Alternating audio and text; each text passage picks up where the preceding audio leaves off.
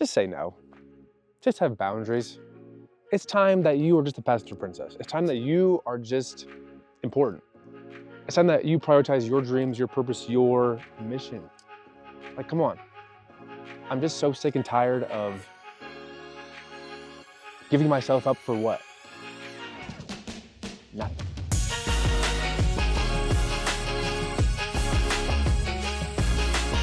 Welcome back to Get Outside today. My name is Dominic. We are in the mountains in Colorado Springs. This is episode 19. This is part 4 of our series, Define Relationships. This one's called You Can't Be There, Jesus. This episode is for everyone. If you're thinking about a relationship, you're in a relationship, or you're trying to get out of a relationship, this one's for you. And I'm not just talking dating, romantic relationships. I'm talking about friendships, family relationships. It's for anyone who's trying to figure out where they stand with love, faith in Jesus. If you'd like to support the podcast, check out my website, www.dominikoutdoors.com/support. Any help and support in this mission is greatly appreciated. It's been such a journey, such a beautiful journey.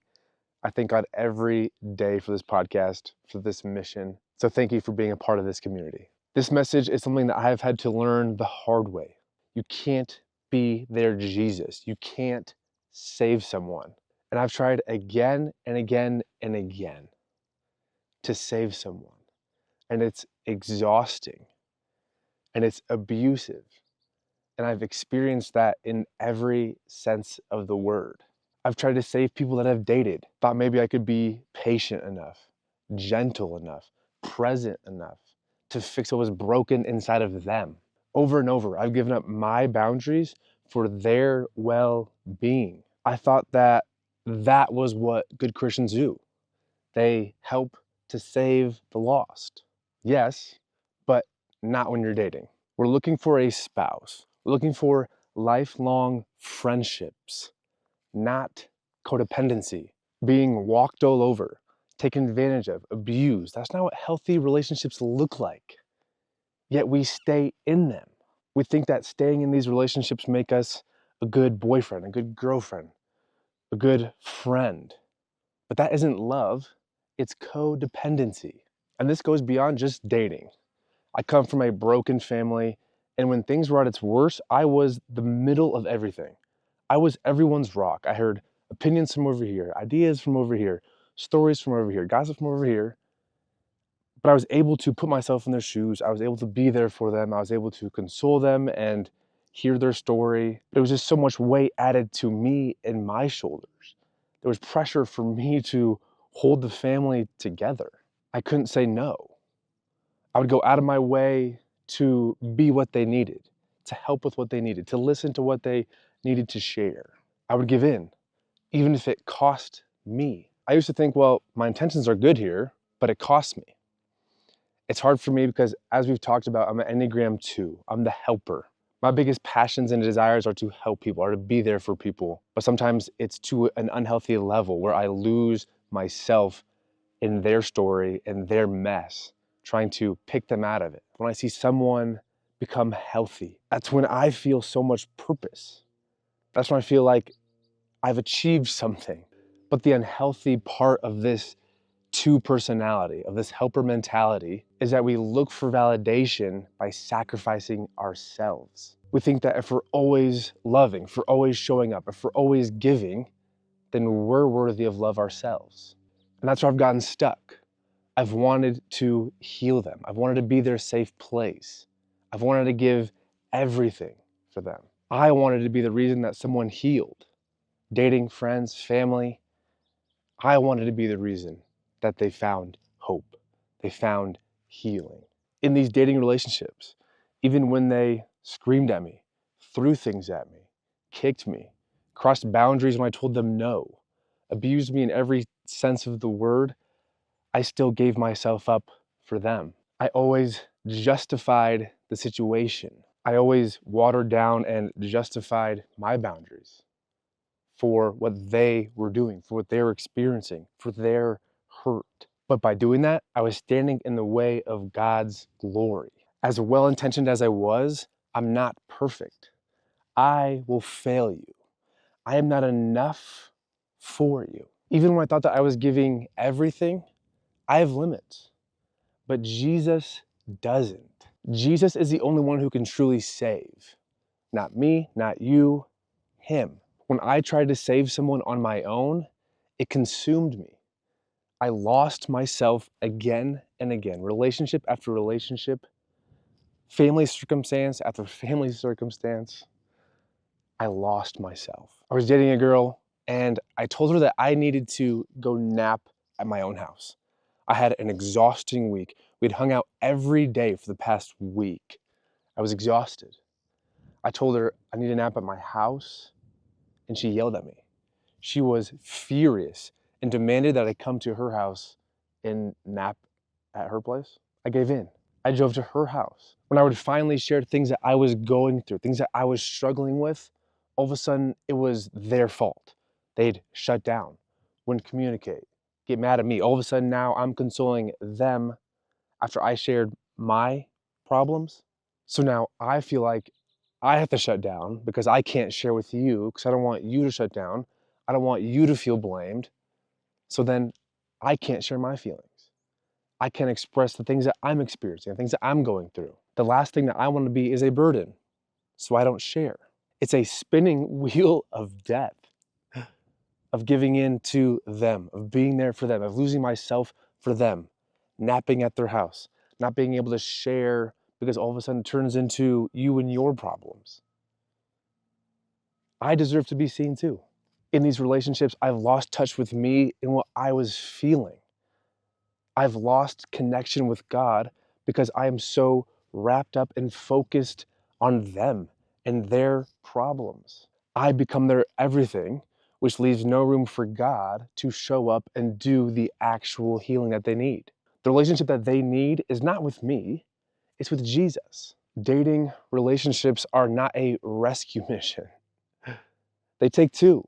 You need to be with someone. You need to surround yourself with people who are also encouraging you. Someone who's running in the same direction.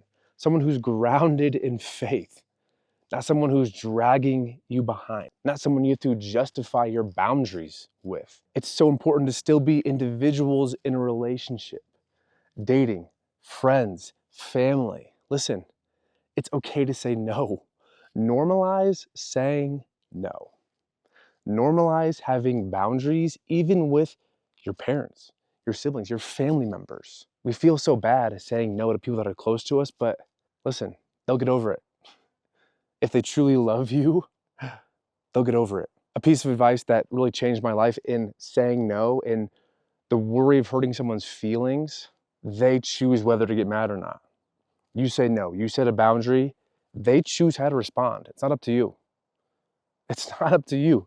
You deliver the boundary, you respect yourself, let it be. However they respond is their choice. And maybe that is a tell on whether that person should still be in your life or not, how they respond. These relationships do not define you. Even relationships in family, your parents, your siblings, they don't define you, they complement you. You are already whole with Jesus. Listen, I can be a great boyfriend, a great son, brother, but I am a terrible God. It's just the truth. I am a terrible God. I fall short. I have limits. God doesn't. And when the foundation of your relationship is not Jesus, it's just sand. Matthew 7:24-27. Everyone then who hears these words of mine and does them will be like a wise man who built his house on the rock. And the rain fell, and the floods came, and the winds blew and beat on that house, but it did not fall, because it had been founded on the rock. Everyone who hears these words of mine and does not do them will be like a foolish man who built his house on the sand. And the rain fell, and the floods came, and the winds blew and beat against that house, and it fell, and great was the fall of it. Listen, in that story, the storm came to both houses. Whether your foundation is built on the rock or on the sand, the storms will come, but you have a way better chance when you're built on the rock than the sand.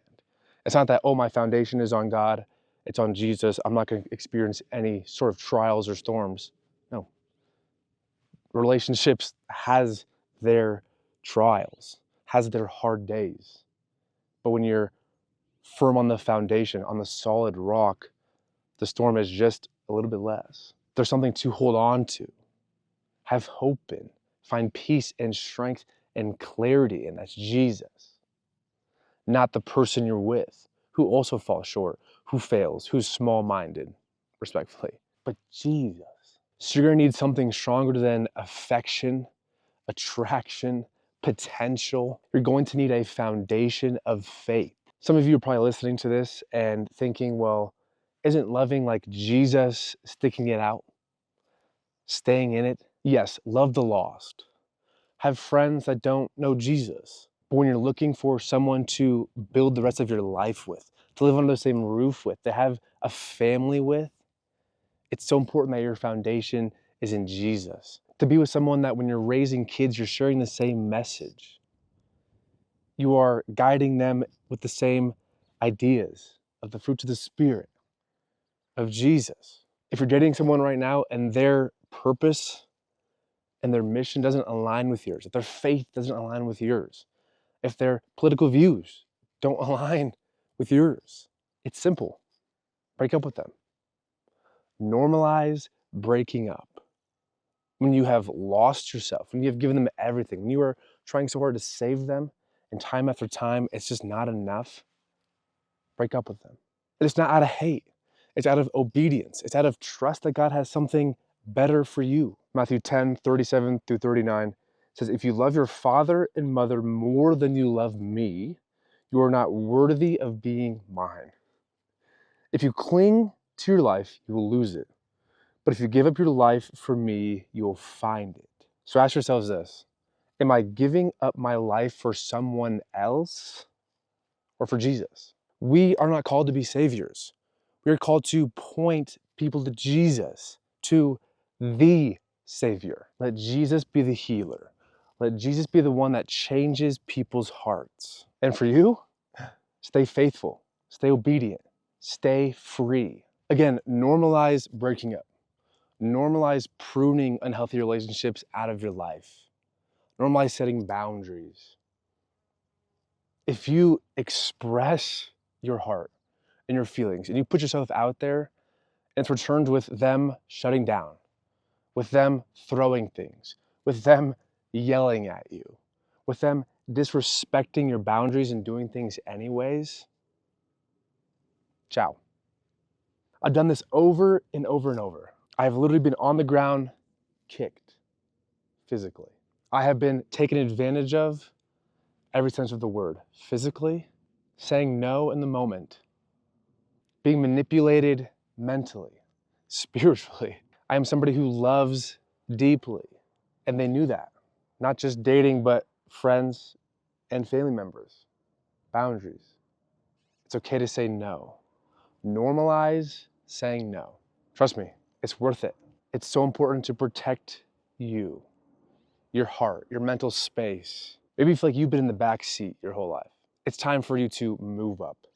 It's time for you to be the passenger princess, letting Jesus take the wheel. It's time for you to be important, for you to be up there, taking in the view, being close to God, experiencing what He has for you. It's time to get out of the back seat, letting somebody else drive you wherever they want to go.